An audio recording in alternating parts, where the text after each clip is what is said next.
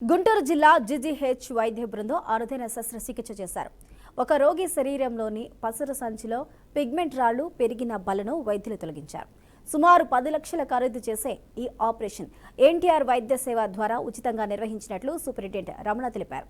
Laparoscope ద్వారా తొలగించినట్లు ఆయన వెల్లడించారు.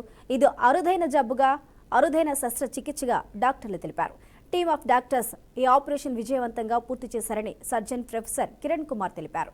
ప్రభుత్వ ఆసుపత్రిలో అత్యాధునిక పరికరాలతో క్లిష్టమైన ఆపరేషన్లు నిర్వహిస్తున్నట్టు తెలిపారు.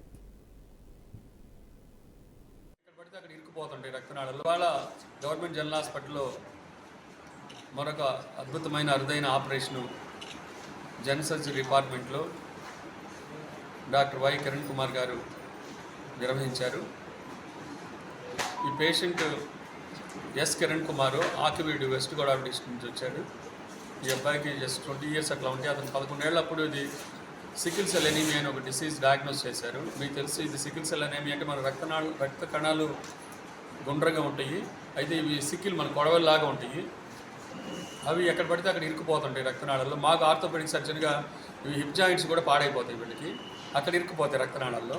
సో అయితే ఈ అబ్బాయికి ఈ సికిల్ సెల్ ఉండటం వల్ల, డిసీజ్ ఉండటం వల్ల స్ప్లీన్ పెరిగిపోతుంది. స్ప్లీనోమెగలీ అంటే మనకి కుడివైపు లివర్ ఉంటుంది, ఎడమవైపు స్ప్లీన్ ఉంటుంది. రెండు చాలా ఇంపార్టెంట్ ఆర్గన్స్.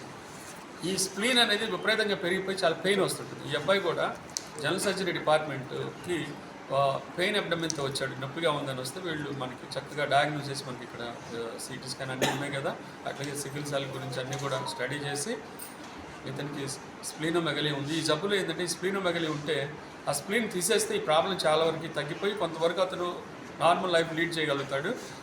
పొలయ్య గారు వాళ్ళ టీం అందరూ కూడా సహకరించి ఈ పేషెంట్ని ఇవాళ జబ్బు నుంచి విముక్తి కలిగించి గవర్నమెంట్